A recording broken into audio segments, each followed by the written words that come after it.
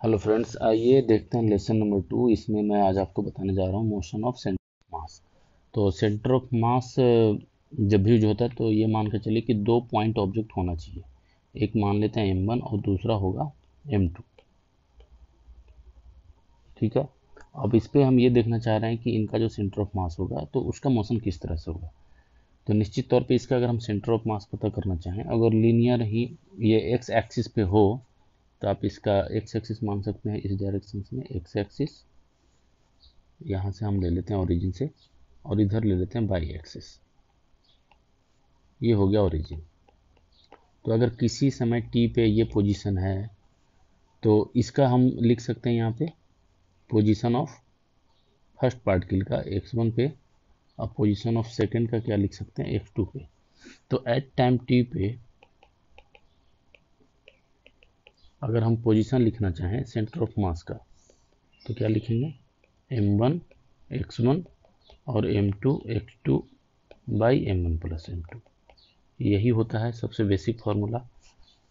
अगर आपको याद हो तो मैंने आपको जैसा बताया था कि हम सेंटर ऑफ मास को वेक्टर फॉर्म में इस तरह से लिखते हैं, 1 by total mass summation of I और एम आई और आर आई, इस तरह से लिखते हैं।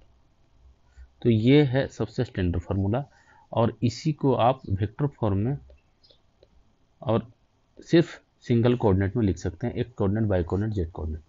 तो इससे आप इसका एक सेंटर ऑफ मास आप पता कर सकते हैं। अब हम यहाँ पे मोशन ऑफ सेंटर ऑफ मास देख रहे हैं, तो इसका पोजीशन हो गया, एक्चुअली सेंटर ऑफ मास का ये पोजीशन हो गया एट टाइम टी पे। अब अगर हम उसी समय वेलोसिटी पता करना चाहें, velocity of centre of mass, तो centre of mass of two particle system है, टू पार्टिकल सिस्टम। और ये टू पार्टिकल सिस्टम क्या है, M1 M2 का कॉम्बिनेशन है। तो वेलोसिटी होगा कब, जब इस पे मोशन हो, M1 M2 का पोजीशन चेंज हो। तो अगर इंटरनली इस पे कोई फोर्स लग रहा है दोनों पे, मान लीजिए दोनों चार्ज पार्टिकल है, दोनों जो है पॉजिटिवली चार्ज पार्टिकल है, इस तरह से पॉजिटिव नेगेटिव, तो दोनों एक दूसरे को क्या करेंगे, अट्रैक्ट करेंगे इस तरह से। तो हम मान लेते हैं कि जो फोर्स ऑफ अट्रैक्शन है इस पे भी M है और इस पे भी F है, फोर्स ऑफ अट्रैक्शन। तो ये इन दोनों का इंटरनल फोर्स हो गया। यहाँ पे एक्सटर्नल फोर्स जो है F एक्सटर्नल, वो क्या है, 0 M1 M2 के लिए। M1 M2 पे कोई भी F एक्सटर्नल नहीं लग रहा है। तो ये अगर M1 M2 इंटरनल फोर्स के कारण मोशन कर रहे हैं तो हम उसका वेलोसिटी लिख सकते हैं। वेलोसिटी ऑफ सेंटर ऑफ मास अगर हम लिखें तो डिफ्रेंशिएट कर देंगे टाइम के रिस्पेक्ट में पोजीशन को। ये लीनियर मोशन है इसलिए सिर्फ हम एक सेंटर ऑफ मास लिखे हैं, तो यहाँ पे बाई सेंटर ऑफ मास क्या होगा, 0 होगा। ठीक है, हम लीनियर मोशन एक्स एक्सिस में देख रहे हैं यहाँ पे। तो अब इसको क्या करेंगे, डिफ्रेंशिएट करेंगे। तो velocity of centre of mass क्या होगा, तो देखिए M1 M2 तो क्या है आपको कांस्टेंट है, और यहाँ पे देखिए M1 कांस्टेंट है, तो dx1 बाई dx2 लिखेंगे। फिर इसी तरह से M2 और dx2 बाई dt लिखेंगे। तो आप भी सेंटर ऑफ मास क्या लिख लेंगे, M1। अब dx1 मतलब V1 और dx2 मतलब V2 और M1 प्लस M2। तो जब लीनियर मोशन है तो स्केलर और वेक्टर दोनों ही फॉर्म में आपको एक ही तरह का रिजल्ट मिलेगा। तो इससे आपको वेलोसिटी ऑफ सेंटर ऑफ मास पता चल गया, M1 V1 plus M2 V2 by M1 plus M2। अब अगर एक्सीलरेशन हम लिखना चाहें, acceleration of centre of mass ACM, तो ACM मतलब क्या है, dy by D T of VCM। ठीक है, तो यहाँ से आप देखें तो क्या लिख सकते हैं, M1 और dV1 बाई dt, तो ये होगा A1 प्लस M2 dV2 मतलब A2 और बाई M1 प्लस M2। तो अल्टीमेटली देख लीजिए एक्सीलरेशन ऑफ सेंटर ऑफ मास पता आपको चल गया, एक्सीलरेशन ऑफ सेंटर ऑफ मास। ठीक है, ये आपको मिल गया। अब अगर हम सिर्फ M1 के बारे में सोचें तो M1 पर फोर्स क्या लग रहा है, F। अब एक्सीलरेशन कितना है, A1। इसका मतलब है कि अगर हम सिर्फ M1 के लिए लिखना चाहें तो F इजकल टू कितना हो जाएगा, M1 A1, और वेक्टर फॉर्म इसको लिख सकते हैं। इसी तरह से अगर M2 का हम सिर्फ मोशन स्टडी करें तो इस पर भी F ही फोर्स लगेगा। Internal force to particle system का है तो बराबर ही होगा, दोनों का अट्रैक्शन या रिपल्सन जो भी हो तो बराबर ही होगा। जितना से ये इसको अट्रैक्ट करेगा उतना से वो अट्रैक्ट करेगा, न्यूटन थर्ड लॉ के अकॉर्डिंग। और ये इधर आ रहा है A2 से, तो फिर आप लिख सकते हैं F is equal to M2 A2। लेकिन ये जो F है, ठीक है, अगर किसी एक डायरेक्शन को पॉजिटिव मानेंगे, एक्स एक्सिस में अगर हमने इधर पॉजिटिव मान लिया तो एक के लिए हम इसके लिए तो पॉजिटिव ही लिखेंगे, लेकिन इसके लिए क्या होगा, F जो है वो क्या हो जाएगा, माइनस हो जाएगा। अब ये वैल्यू को हम इसमें पुट करेंगे तो हमें मिल जाएगा acceleration of centre of mass. Acceleration of centre of mass क्या आएगा, M1 M1 मतलब F पॉजिटिव, और दूसरे के लिए क्या होगा, F negative by M1 plus M2। तो ये हो गया ज़ीरो। कहने का मतलब अगर external force to particle system पे नहीं लग रहा है तो नेट एक्सेलरेशन जो होगा सेंटर ऑफ मास का वो भी नहीं होगा।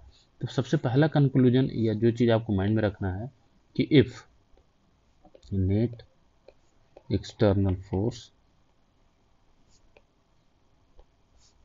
acting on two particle system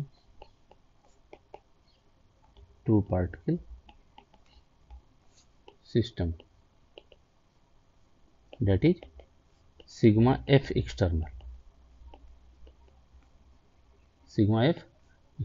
अगर जीरो है then acceleration of centre of mass में क्या होगा, जीरो। कहने का मतलब initially if centre of mass is at rest then finally या कभी भी at any time centre of mass क्या रहेगा, रेस्ट में रहेगा। मतलब acceleration of centre of mass zero, velocity of centre of mass zero. और इफ इनिशियली मान लीजिए भी वेलोसिटी से है, if at T equal to zero पे वेलोसिटी ऑफ सेंटर ऑफ मास आपको मान लीजिए दिया हुआ है V नॉट, तो कभी भी आप देखेंगे एट एनी टाइम तो आपको velocity of centre of mass क्या मिलेगा, V नॉट ही मिलेगा। और ये कब, व्हेन एफ एक्सटर्नल क्या हो, सारे एक्सटर्नल फोर्स मिलाकर जीरो होना चाहिए। इंटरनल फोर्स के कारण सेंटर ऑफ मास पे कोई अंतर नहीं पड़ता है। There is no effect of external force, internal force, there is no any effect on centre of mass due to internal forces, internal forces. तो ये ध्यान में आपको रखना है। और जो भी इस पे चेंज हो जाएगा वो एक्सटर्नल फोर्स के कारण आएगा। तो एक्सीलरेशन ऑफ सेंटर ऑफ मास जो होता है वो क्या होता है, net external force divided by total mass of the system. ये होता है सेंटर ऑफ मास की एक्सीलरेशन के बारे में। तो ये चीज़ आपको ध्यान में रखना है। और ये कहाँ से आता है, तो हम सबसे पहले सबसे बेसिक फार्मूला हमारा क्या था, RCM equal to 1/m summation of MI/RI, यही था। वेक्टर फॉर्म में इसको लिख सकते हैं, और लीनियर मोशन है तो स्केलर फॉर्म में। इस तरह से अगर वेलोसिटी ऑफ सेंटर ऑफ मास पता करें फिर लिख सकते हैं 1/m summation of MI VI में कन्वर्ट हो जाएगा। और इसी तरह से एक्सेलरेशन ऑफ सेंटर ऑफ मास लिखना चाहें तो लिख सकते हैं 1/m summation of MI AI, इस तरह से। तो यहाँ पे आप देख सकते हैं कि summation of MI AI is equal to M of ACM।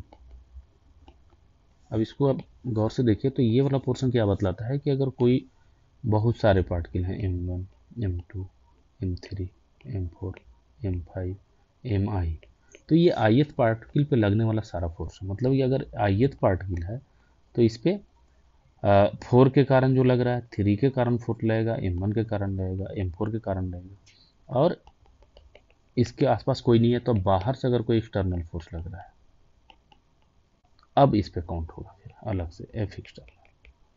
तो यहाँ पे दोनों होते हैं, यह है internal forces summation of F internal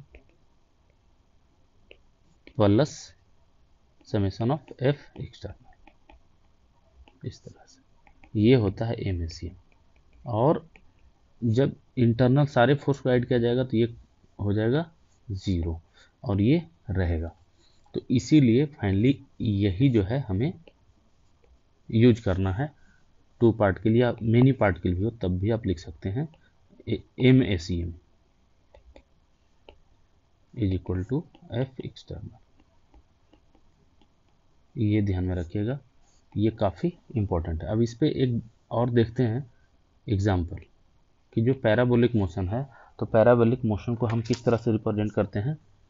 x equal to V X T और y equal to V by T minus half G T square. इस इक्वेशन से हम पैराबोलिक इक्वेशन कि अगर किसी ऑब्जेक्ट को हमने प्रोजेक्ट किया है तो इस तरह से वो पाथ कवर करेगा, इस तरह से पाथ कवर करेगा।